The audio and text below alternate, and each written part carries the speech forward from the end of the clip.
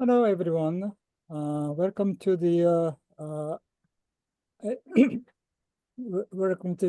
IC GEO Union's distinguished lecture series. I'm Yukio Hiniyama. I act as the moderator today of this lecture.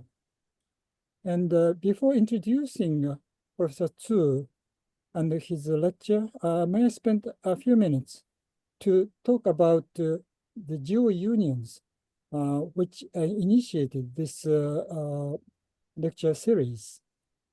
The GEO unions is a union of 10 geosciences unions now.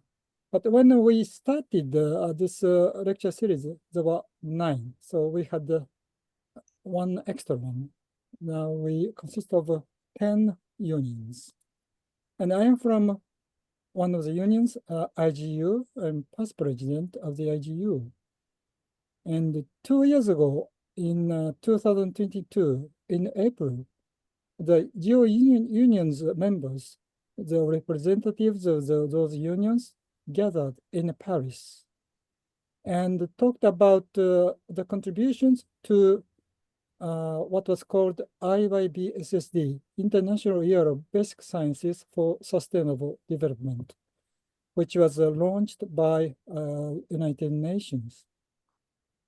And we talked a lot of things, but one of the things we agreed was to start the lectures series, which can contribute to IYB-SSD, that is, the sciences, basic sciences for sustainable development.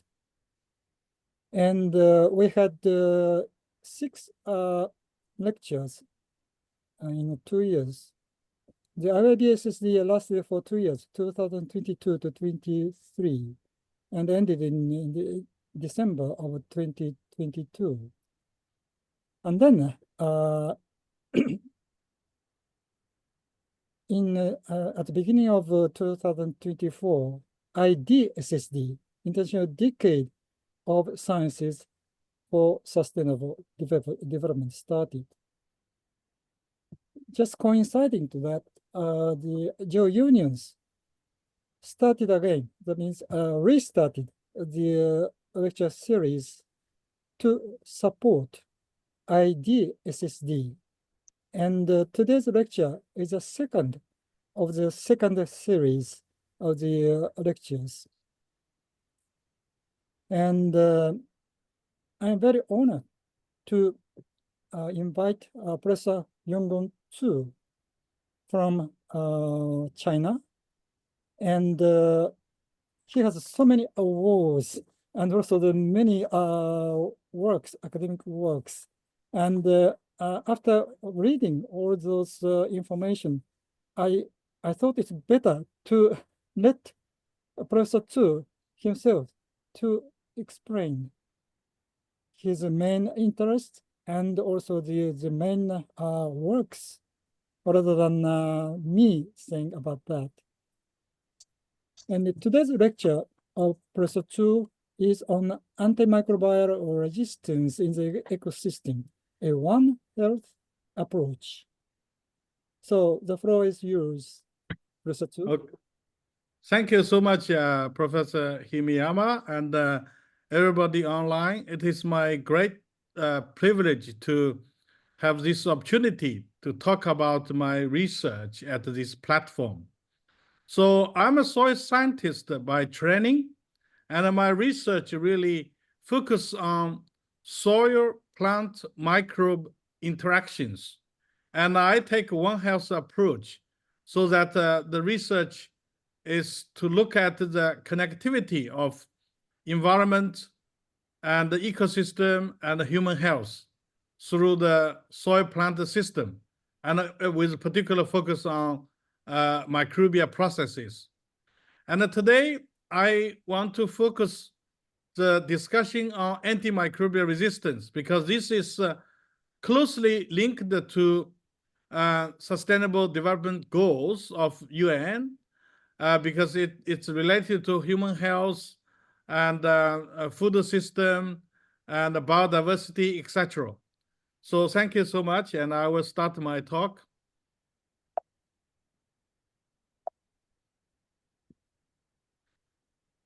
First, let me explain what I mean by One Health in comparison to other terms.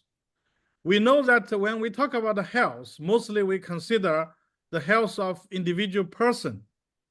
But each individual person is connected in a community.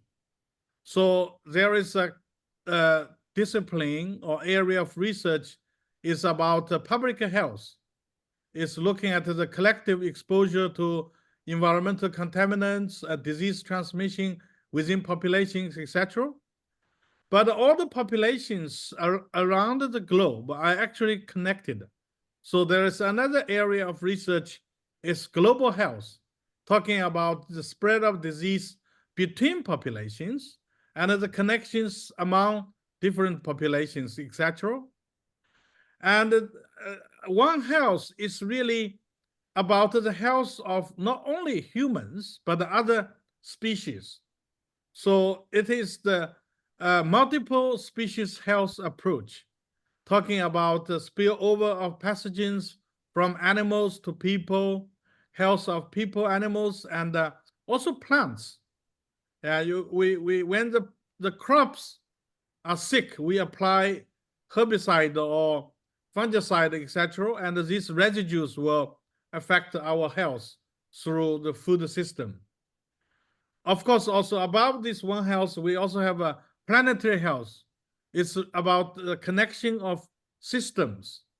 So if we say One Health is really an ecosystem at the ecosystem level, all species concerned, then planetary health is talking about all the systems are connected, regardless of the location of the ecosystem in the planet. They are all connected. And in fact, this connection is largely through the unseen microbial world. So we talk about the globalization nowadays, and this globalization has profound impacts on Earth's microbiome because we share one microbial Earth, and that is linked to One Health, the health of multiple species. And I just mentioned, for example, the human pathogens.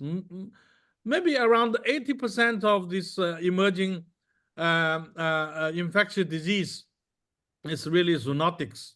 So that means they can infect humans, but also animals, both in domestic and also in the wild animals.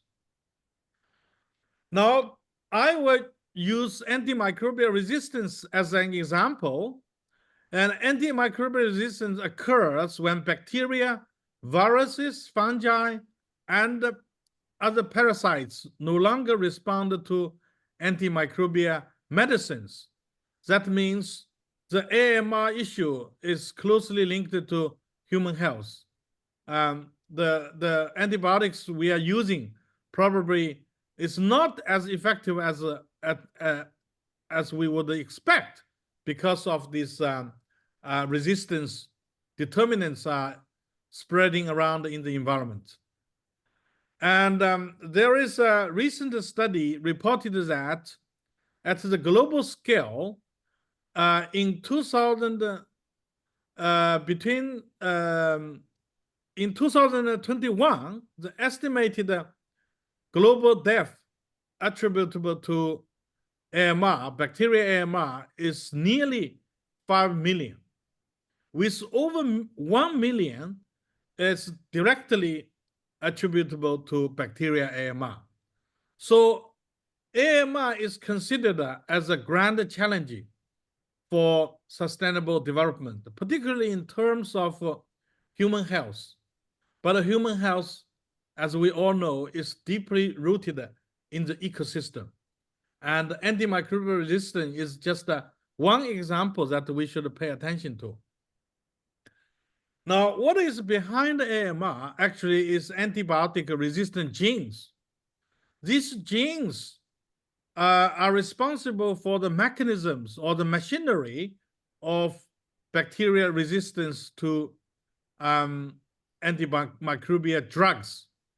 So in environmental field, these resistant genes are also considered as emerging environmental contaminants, but they are very different to conventional chemical contaminants because they are DNA pieces. It's a piece of genetic information carried by live bacteria, can be sprayed both vertically, bacteria proliferation, and also horizontally through the exchange of genetic information between bacteria, particularly under stresses. So they can be transported globally. And if pathogens, human pathogens, acquire resistance from environmental microbiome, they can become superbugs and causing therapeutical failure and a health crisis. So this is just one example. This particular nasty bacterium is associated with hospital-acquired infections. They can develop resistance to antibiotics and cause treatment failure. Now, over the past 20 years, myself and my team has taken systems view on antimicrobial resistant worm, taking this as an emerging global health challenge. We look at the movement of antimicrobial resistance within the environment and also potential pathways up to humans through food system, through hospital, clinical environment, etc. Now, if we talk about the environmental pollution of antimicrobial resistance or resistant genes, there are two major pathways or sources. One is from human, is particularly the urban wastewater treatment plants. We discharge resistant genes into the environment. And the other major source is intensive animal farming, because at a global level, probably half of the antibiotics are used in animal industry. So we are indeed in a one health system that we must consider all the species together.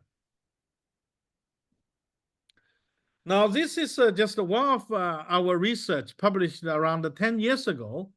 We investigated the resistance genes in pig manure, fresh pig manure, and also manure compost. And then also the soils has been receiving manure compost.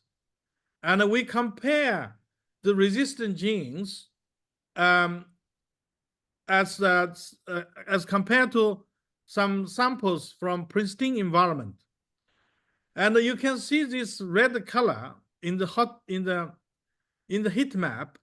This means it's an elevation of both the diversity and the abundance of these resistant genes in relation to intensive pig farming. So this clearly shows that the intensive pig farming is releasing resistant genes and the resistant bacteria into the environment through the use of organic manure as fertilizer for agricultural soils. And we also investigated at the national scale the amount of antimicrobial resistance released from urban populations. We sampled 17 Chinese cities, including 32 wastewater treatment plants, and we used metagenomic sequencing.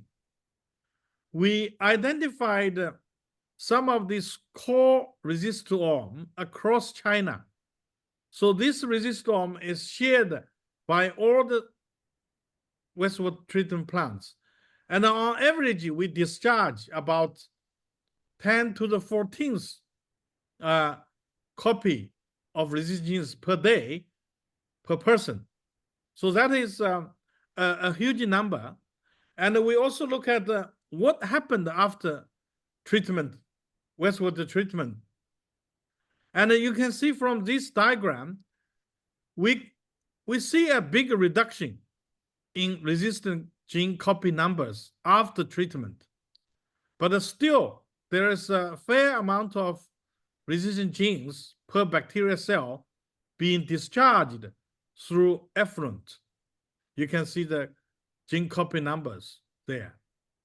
So that means the urban wastewater treatment plants, together with the intensive animal farming, human activities are discharging these resistant genes, resistant bacteria. This is what I call, this is a microbial footprint that we are exerting on the unseen microbial world. So we also estimated the potential release of superbugs from global wastewater treatment plants. And I would say climate change will affect the spread of AMR from global wastewater treatment plants. So that means, for example, extreme weather events like flooding can exacerbate the release of resistant genes and the resistant bacteria into the environment.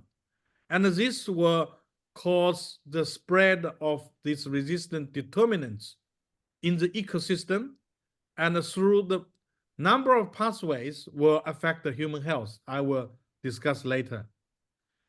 And we also try to see in the general environment, what is the impact of human activities on the microbial world. Therefore, we sampled 18 estuarine wetlands in the entire coastline of China, because we know that this estuarine wetland, the sediments, the soil, is a kind of archive, recorded what is happening in each watershed, in the water basin. So we found that we can detect over 100 resistant genes using our molecular techniques. And we can detect on average, each bacterial cell contains nearly 1 copy of resistant genes.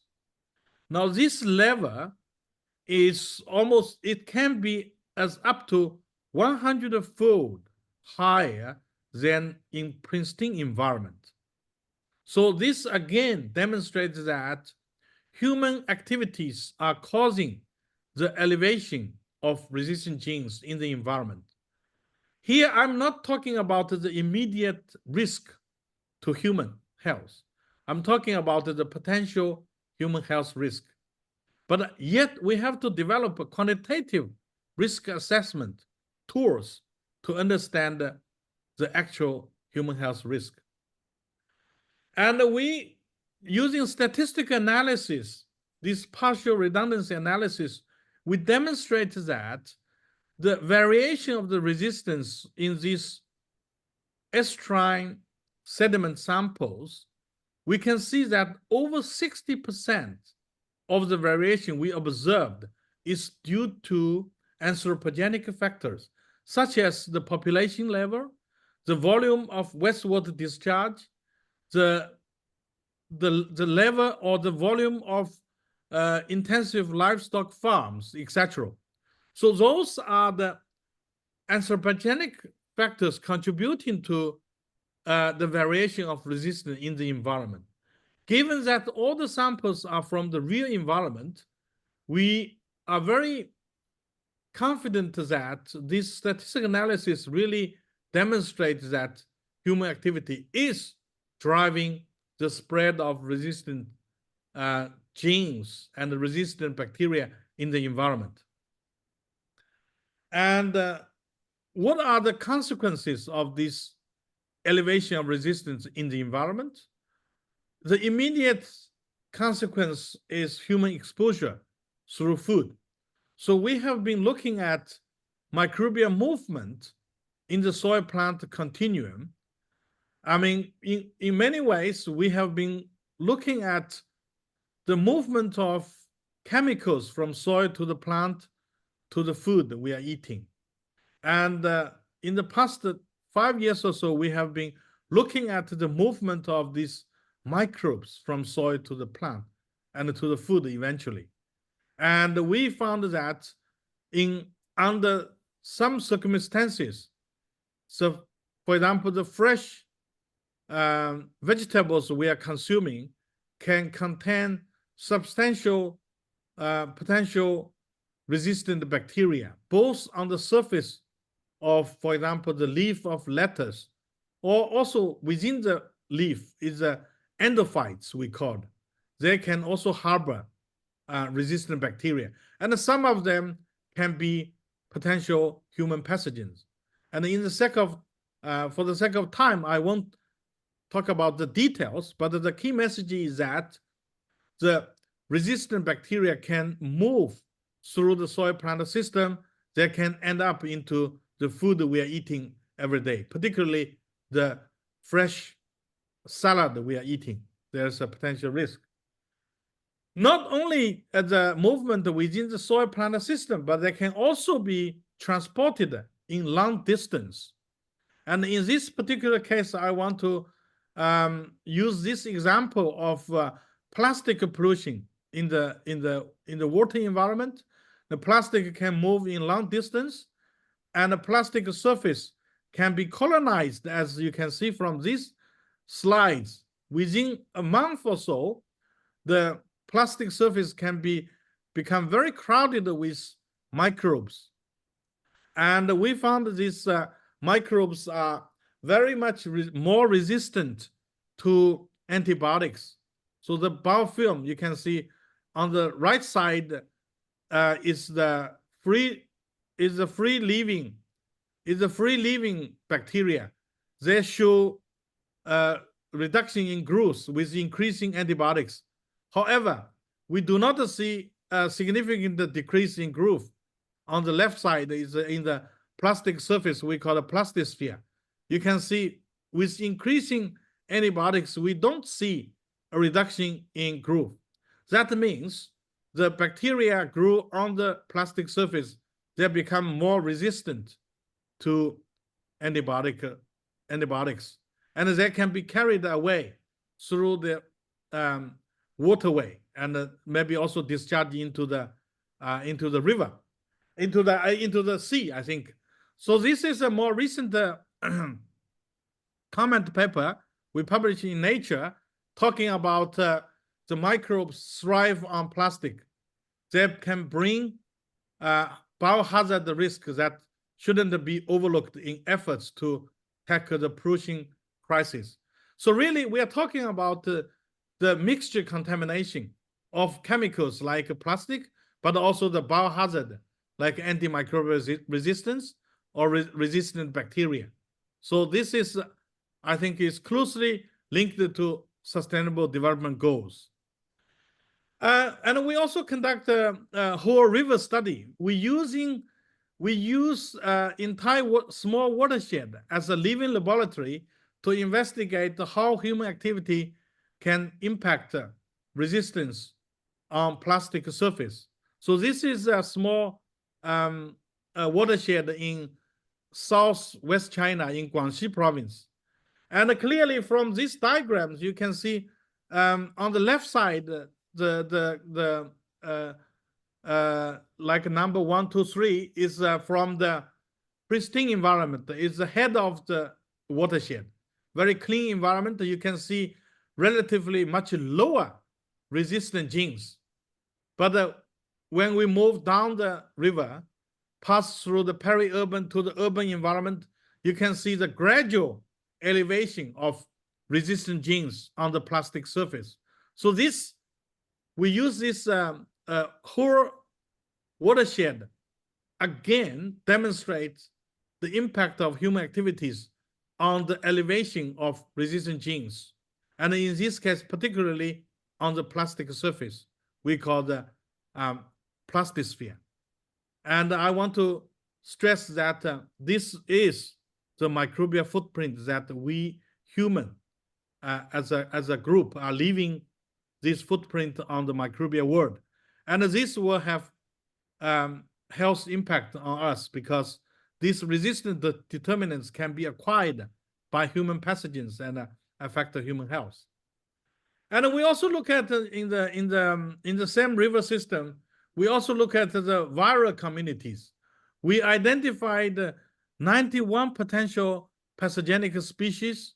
And also we published this work earlier this year, looking at some novel viruses also being harbored in the plastisphere, together with the bacteria community and other microorganisms growing on the plastic surface.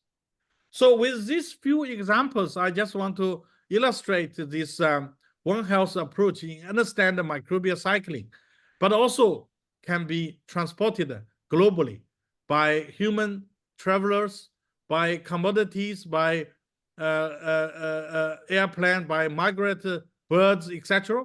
But again, I don't want to go into the details, but I want to mention that there is a global microbial movement. There are different pathways. And to understand this, I think in the past, we usually use DNA-based approach. But increasingly, we are also try to probe the active microbiome, because many microbes, they are dormant, can be in the environment. So we develop a new methods to probe the active microbe. For example, this heavy water labeling, we can identify the active microbes that are resistant to bacteria. For example, we can clearly see the active resistance is much higher in farmland soil as compared to Tibetan pristine soils. You can see from this diagram. And this work we published a couple of years ago. Now, I want to use a very final One Health approach to share with you about how virus play a role in spreading AMR in the environment. In this study, we collect bacteria genomes and also metagenomes and metatranscriptomes from 12 contrasting habitats. We try to understand how the virus genome can encode antibiotic-resistant and facilitate the spread of this resistance among the components of like human, animals, plants, general environment under One Health approach. So from this diagram, you can see that we use this prophage. Prophage is the genetic sequence in the bacteria genome that is integrated from the viruses. So this from bacteriophage interaction. So the virus genes is integrated into the bacteria genome. So that's exactly what we are talking about. These viruses can facilitate gene transfer between bacteria cells. So you can see that in the human gut, we see much more antibiotic-resistant genes in the prophage, in the viral genome, on the bacteria genetic information. And there is a clear gradient in comparing the human impacts. With more human impacts, you see more antibiotic-resistant genes present in prophage. So we conclude that human activity is increasing the viral spread of resistant genes, and this through the bacteriophage. So we can see this this diagram, as you can see, is a HH means high human impact habits. We see much more mean content in each prophage, much more with human impact. So from this huge database, we can clearly see that these viruses are contributing to the spread of resistant genes in this ecosystem. And the ecosystem, within the ecosystem, human is just one species and happen to be dominant, and we are influencing the environment in such a way. So this is just one example. And here I want to show you this co-sharing prophages among different niches.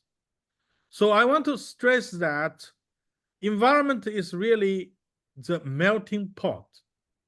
So whenever we talk about antimicrobial resistance, the immediate response from the audience is often about antimicrobial resistance in the clinical environment.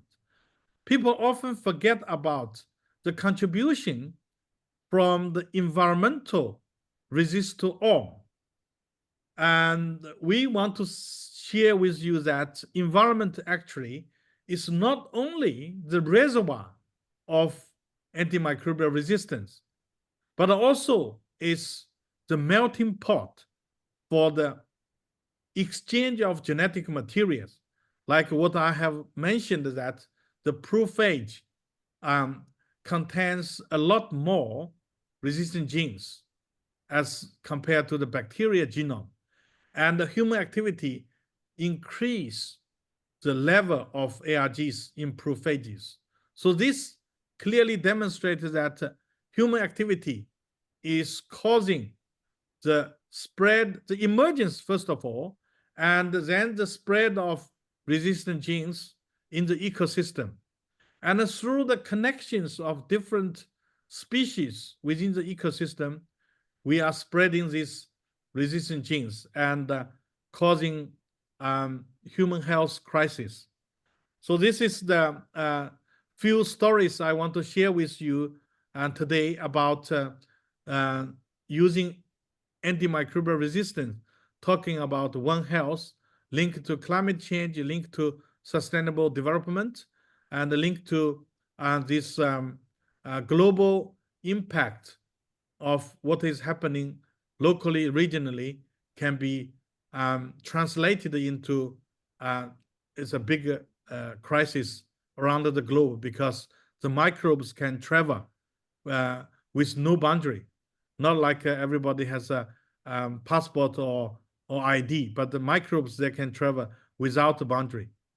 So I think my presentation really I want to illustrate that the microbial resistance in the ecosystem can be used as a very good example to study microbial cycling in the environment. Now, antimicrobial resistance is just one of the biohazards we are concerned with. In addition to the resistant genes, we should also consider its combination with the virulence factors harbored by the bacteria, because once the virulence factor and the resistant genes, they co-occur in a bacteria genome, that means the bacteria can become a resistant pathogen, causing infections, and they are resistant to antibiotics. They will cause treatment failure. And I think given this context of the global environmental change, temperature rise, biodiversity loss, land use change, and flooding, etc., they will further exacerbate the emergence and the spread of resistant genes in the environment. For example, we found that with temperature rise, the range expansion of some organisms can carry the microbiome to larger areas to move. For example, the mosquitoes are moving towards usually maybe not so hot regions. They can go into new areas, and they bring microbiome with them. And some of these microbial agents, they can be human pathogens. So we think that there is an urgent area for research is to look at how global environmental changes will affect microbial cycling. And in this case, indeed, antimicrobial resistance can be used as an example, first from the point of scientific research, but also from the point of societal urgency to tackle this global challenge of health crisis. So I believe that this is an area for future joint research, and it needs multidisciplinary collaboration. It's not just geoscience, it's about microbial science, molecular science, and modeling, even further machine learning to predict the spread and the risk of antimicrobial resistance in the ecosystem. So with that, I would like to draw my talk into conclusion. And I think that through this introduction, I hope I have convinced you that microbial cycling under One Health framework is an emerging public health issue. And we must take a holistic view of the environmental dimension of antimicrobial resistance. We should consider food, water, air, and also landscape. And we also look at the long-distance mobility of the resistant determinants and the resistant bacteria in the ecosystem, in the global ecosystem. And we must take paradigm shifts in our research efforts. As I said, from the past, we mostly use DNA-based approach. And a DNA-based approach does not distinguish dead or live organisms in the environment. So we should also use culture-based, particularly to characterize resistant bacteria pathogens. Because only if the resistance is harbored by bacterial pathogens, they will have immediate human health risk. Otherwise, the risk is relatively low. So we must understand that. And we also should understand the active microbes. As I said, many bacteria, many microorganisms in the environment, they probably can be dormant. And the DNA-based approach cannot distinguish that. And using new methods, we can understand the active microbes more precisely. That will enable our mitigation tools and also policy development to combat this global health crisis. And also in the future, we must also move from understanding the pollution status to more quantitative risk assessment. And indeed, climate change will further exacerbate the risks. So we should consider climate change also into the risk assessment and mitigation in terms of microbial cycling, and in particular, antimicrobial resistance in the ecosystem. And with that, I want to thank the funding agencies from China and also my students and colleagues. And I have many collaborators from home and abroad, and I want to acknowledge their contributions to what I have discussed.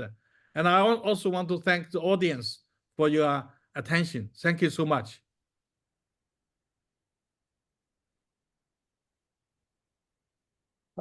Thank you very much, Professor Zhu. And it's very impressive. And actually, I myself have a lot of questions, but I want to ask the floor if there are any questions or comments to this lecture. Are there anybody? Yes, there is a question in the Q&A. Yes, please. What are alternative pathways for AMR in research and innovation field? Thank you. Yeah. So I think the alternative is really to develop, first of all, actually to contain, I would say, to use antibiotics more prudently. So at the source level, we can reduce the discharge. So use antibiotics more prudently. And then we also need to develop a new antimicrobial agents, for example, antimicrobial peptides that can be also effective. And then we also should develop mitigation technologies, for example, use bacteria phage, probably we can also remove the resistance from the environment. So I think there we should take this systems view from the source to pathway and to the end of the pipeline. We can take this systems approach to reduce the resistance overall in the environment. But it involves everybody's engagement, I would say. Thank you. We have another question. What role plays soil in inactivating AMR? Mm-hmm. So soil actually is a bridge, one of the bridges, I think, between environment and the human in terms of microbiome exchange. So the soil, particularly when we fertilize the soil, in case of organic fertilizer, we really improve the microbial growth. And also in the plant, we call it rhizosphere, is the area close to the root. There is a lot of active microbes growing around the root. And this can also lead to the movement of microbes from the soil to the plant and finally to our dining tables. So soil is really very important. And so we think that, for example, there should be some caution in use organic fertilizers. And we should improve our technology in treat animal manures, make sure that the level of antimicrobial resistance in the organic manure is as low as possible, so that the risk is not a concern. So I think soil is really important as a link. Thank you. Okay. And any more questions? No? I don't see any more questions in the Q&A. Okay. This, the first I want to ask Professor Zhu, in order to overcome the very serious situation which are caused by the points you made, what can ISC, International Science Council, do for that? Yeah. I think that there is a genuine need to coordinate some international network for research and engagement with the public. So I would say that the public is aware of antimicrobial resistance, but they are less aware of the ecosystem's view of this issue. So what I'm trying to say is that ISC probably can engage the public, because ISC is science of voice of science and a voice for science. So we should disseminate the knowledge to the general public, because to mitigate the crisis really needs the efforts from everybody, particularly at the source level. The prudent use of antibiotics is crucial. So I would say that ISC is really a very good platform, because connected the science with the public. And this kind of a network is quite, I would say, would be quite useful for a global efforts to mitigate. Thank you. All right. Do you think the IC is currently playing that role? Yes, I think in many other topics, I would say ISC is playing a very crucial role. For example, the Future Earth program and the program I'm involved in, the urban health and well-being, and also climate change, etc. I would say that antimicrobial resistance can be another important topic that ISC can play an important role. Maybe also together with plastic pollution. You know, there is a international treaty will be achieved soon.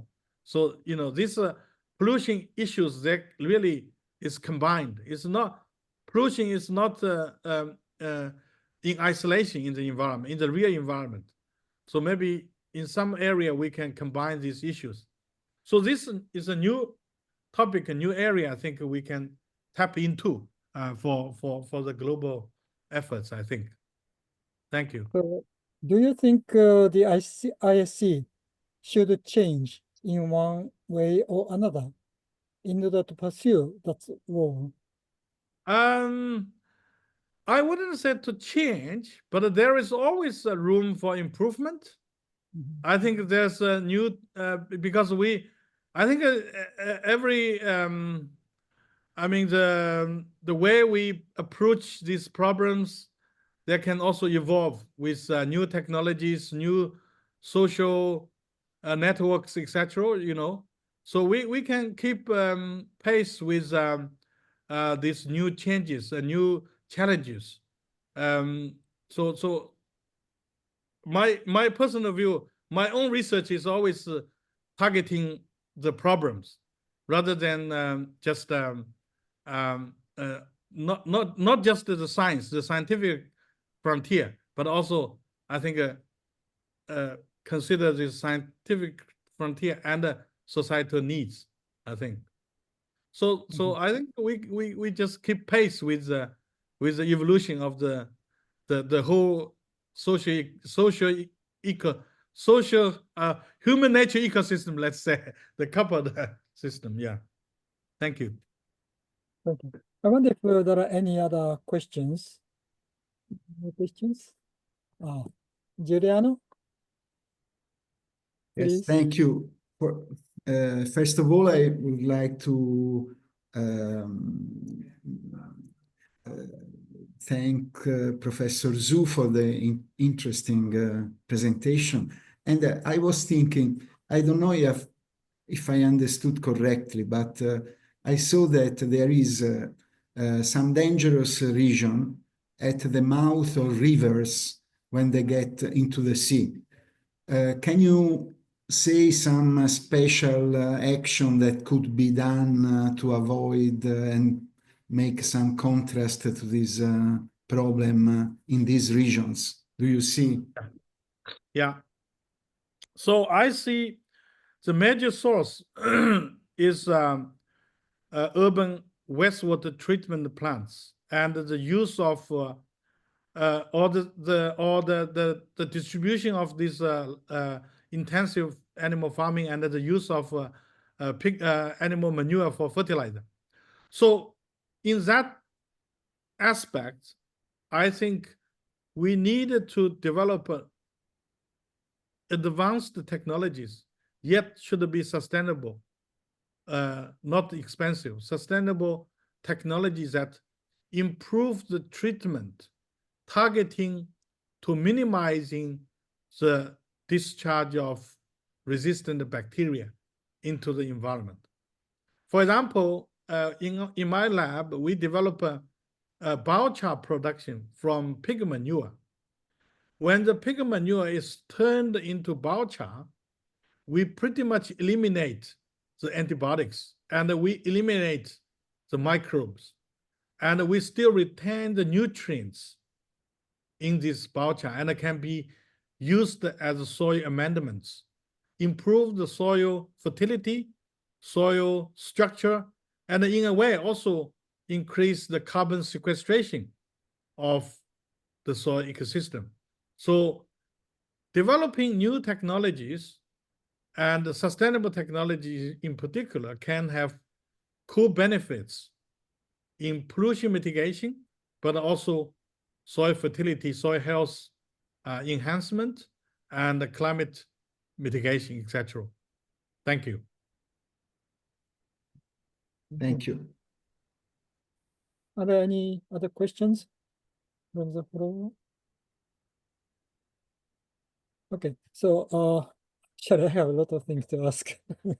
And as I said, I am a geographer and I studied in China. I surveyed China many times. there are many geographers, very distinguished geographers in China.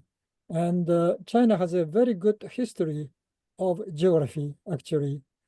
And I wonder if you're working with any geographers, because you showed some very good maps. And I wonder if you have any collaborators from geography. Yes, yes. Within the Chinese Academy, we have a division of geoscience, and I'm in the division of geoscience, and in particular, actually, in the section of geography and the environment. So I work closely with geographers like Bojifu.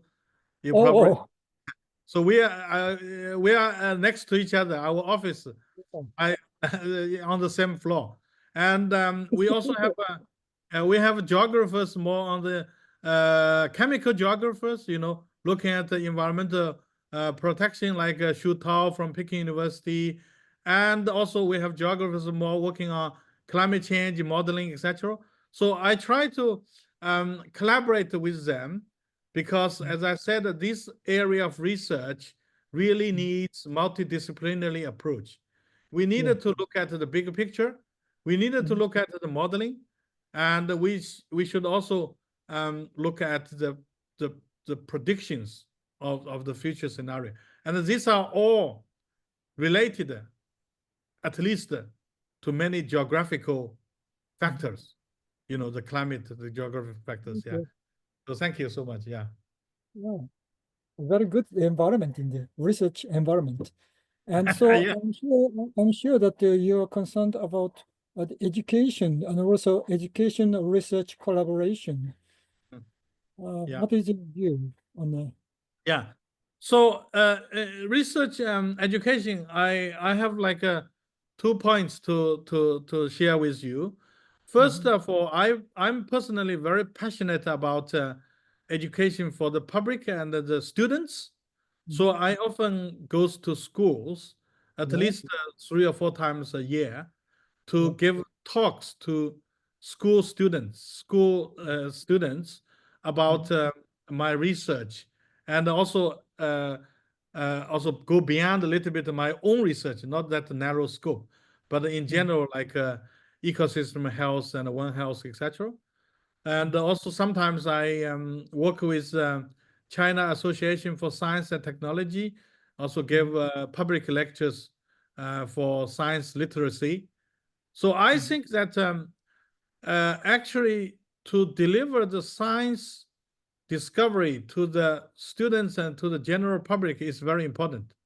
Because in the end, if we want to make impacts, this knowledge should not just be contained within our scientific community. I would say our current scientific publication remains largely within scientific community.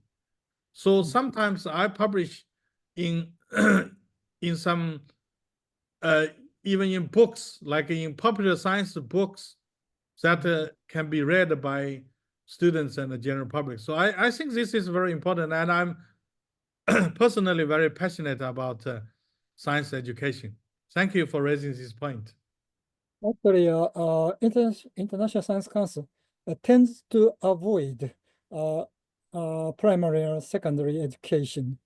And Peter Grockman, the president, he's very familiar with the primary and secondary education, but as an ISC president, he prefers to, he wants to focus on higher education.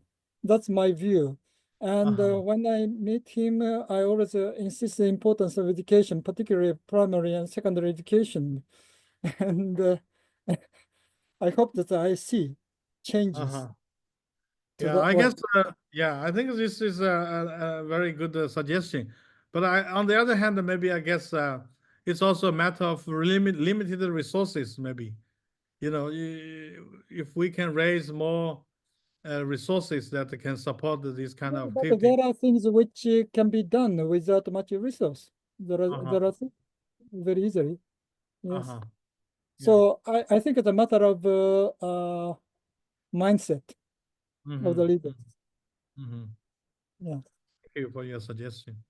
Yeah, it's a very important point. And also the transdisciplinarity you just mentioned is also very important for the science and for the society. And it's amazing that you covered all those concerns I have about the science and ISC. It's amazing. Thank you. It probably reflects my background a little bit because I studied the soil science in agriculture university. Then I did my PhD at the Imperial College, which is more on engineering and science. And then I worked in Australia back to agriculture science. And when I returned to China, I focus on ecology and environment. So my probably my training and experience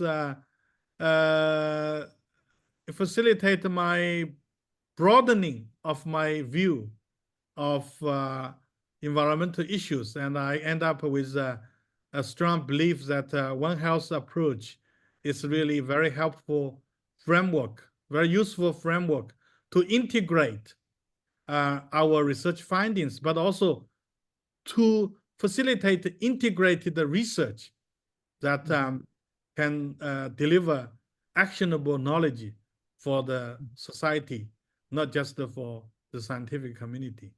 Thank you for your comment. Just add information about me. Actually, my background is physics before becoming a geography. And also I studied at the King's College, London. So we share. Yeah. Yeah. I got my PhD from King's College London in geography. Yeah. So we are alumni. Yeah. Sorry, it's my personal thing. But anyway, I wonder if there are any more questions? No? So maybe it's only 2 minutes left. And I wonder if Giuliano have something to say. It's in the remaining 1-2 minutes.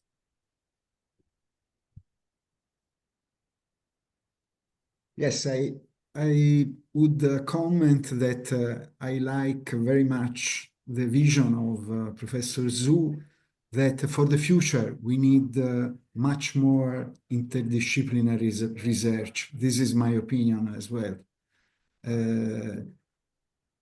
Each of us has to make a step ahead and try to understand what he can do for this general research for the future, for this sustainable development. So thank you again for the presentation. And it was really a very nice presentation.